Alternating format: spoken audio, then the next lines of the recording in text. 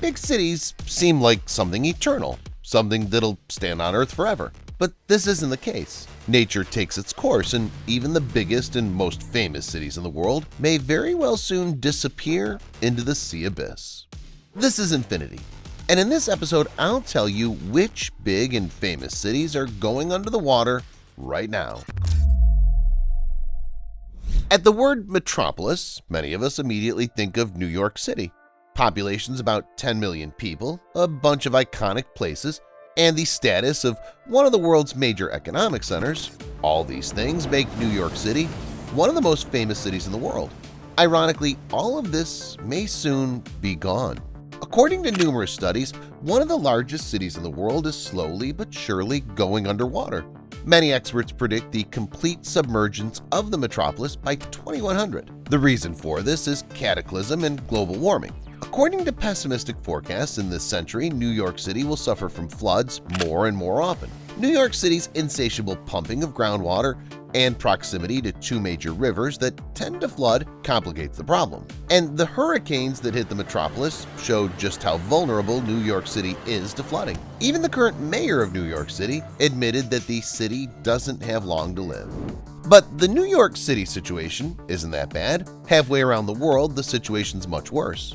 I'm talking about the Indonesian capital. Jakarta has for a long time held the bad title of the fastest sinking city on the planet. Every year the city sinks 25 centimeters under the water. That may seem like a small number to some, but it's actually an incredible number.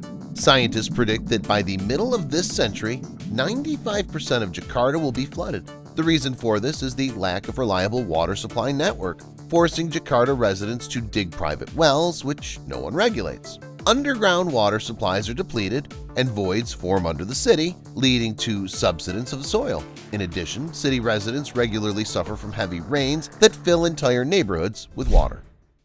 Venice. I'm sure you've been waiting for this city in this episode. The Pride of Italy is famous for its beautiful canals. Lovers regularly visit Venice to take gondola rides, take beautiful pictures, and admire the city, which is literally standing on water. If you haven't been to Venice yet, I advise you to hurry. The city's about to go underwater. The main reason for the submergence of the city is the ancient beams on which most of the buildings were built. As they slowly subside, the city naturally falls lower and lower. Some of the problems are caused by floods. Some cataclysmic events are particularly powerful and make the already sinking Venice sink even faster. Interestingly, the tourists are the cause of flooding in Venice. Because of the pandemic, their flow to the city has decreased, due to which, as we remember, last year many animals even returned to the canals. But in the pre-COVID-19 times, Venice was visited by millions of tourists. This is many times more than the population of the city itself. The city sinks even more because of the weight of the tourists. Now, the Italian government is discussing a bill to limit visits to the city by entrance fees and the construction of new dams which will be able to save Venice. But is it possible that the Pride of Italy will sink before those dams are built? Bangkok. While lovers and romantics go to Venice, party people and beach lovers go to Bangkok. The capital of Thailand is teeming with all kinds of tourists who want to dive into the nightlife, visit the legendary red light district, have fun and swim in the warm sea. Tourists bring the city a huge amount of money that the authorities are investing in Bangkok. However, that could ruin the city. Experts believe that the capital of Thailand may soon completely submerge under the water, becoming a victim of its own development. Skyscrapers and highways are built on the site of canals, which deprive the city of natural drainage. And because of the ocean level rising, coastal erosion, and rapid urbanization, the city is literally falling into the sea. All this is compounded by rainy seasons and typhoons. Some parts of Bangkok are already below sea level, and by 2035, the same may happen to the whole city. Male. And what about the more expensive resort, which is also known throughout the world? Talking about Maldives. How are things with this little paradise? They're not so good either. Maldives is gradually sinking, and the capital of the state, the city of Male, is no exception. A feature of Maldives is its position in relation to sea level. The state is considered the most low-lying in the world. The highest point is 2.4 meters above sea level. This could be tolerated if the sea didn't flood the country, but the problem worsens every year. Most of the islands are already only a meter above sea level. At best, Mali and Maldives as a whole will sink in 200 years, but this is the most optimistic prediction. Most experts think the island will last no more than 80 years. In short, by the end of this century, Maldives will disappear forever. So have time to go there while it's still possible. And if you were thinking to buy a small island in Maldives, it's better to buy land that won't sink in your old age.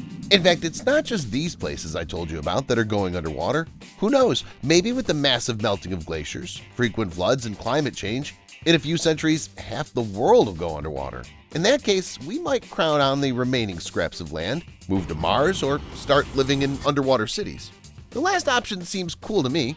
Stay tuned to find out about how people could live underwater and what would be unusual and interesting about such a life. Actually, the idea of life underwater isn't new. Since the beginning of the last century, it's attracted the attention of imaginers, scientists, inventors, and even architects. The famous French explorer and oceanographer Jacques-Yves Cousteau, who, by the way, invented scuba, was very adamant in this manner. He was so keen on exploring the bottomless abyss of the world ocean that over several years of constant experimentation and research, he created 3 projects of underwater manned research stations, Conshelf 1, 2, and 3. These fantastic underwater houses allowed his crew members to live underwater for a full week without going above water or on land.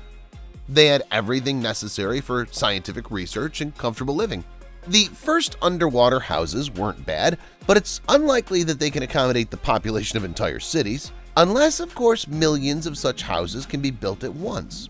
Experts believe that the best option could be large underwater skyscrapers, which in the future will be printed on 3D printers. Some scientists say that underwater skyscrapers could be built to great depths below and that they would surpass even the Burj Khalifa in size.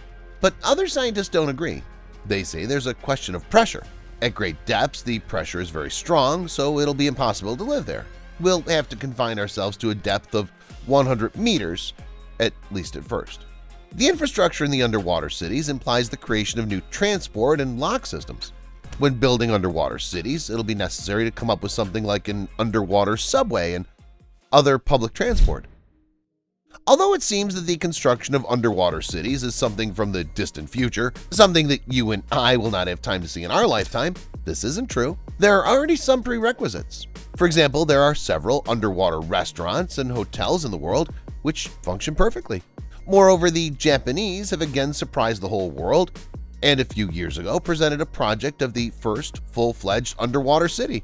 It'll accommodate 5,000 people. The city will look like a sphere near water surface, connected with the oblong module at depth. For the time being, the project is only being implemented. The city will not be built very soon, but in the future, with the development of technology, the cost of building underwater cities will definitely be lower. The problem of oxygen in underwater cities is solvable.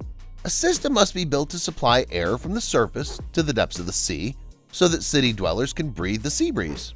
What about food? Experts say not to worry about it.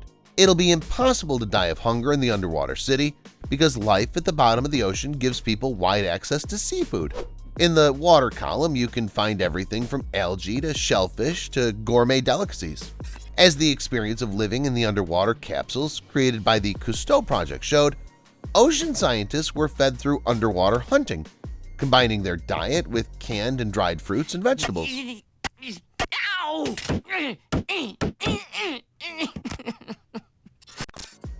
And if such a diet doesn't suit someone, that's not a problem. Special pipelines or tunnels will be created to provide oxygen and fresh water. Both more familiar foodstuffs and ready-to-eat meals can be transported via such pipelines from the surface. And finally, underwater life offers one of the most intriguing prospects: a large-scale ocean exploration. At the moment, the world ocean is only a few % explored. Moving underwater would solve this problem.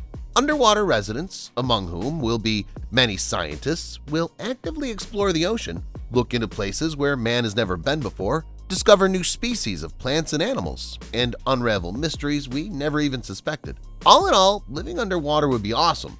But as for me, it's better to live on the land. That's all, guys. Would you like to move to an underwater city? Let me know in the comments. Thanks for watching and see you later.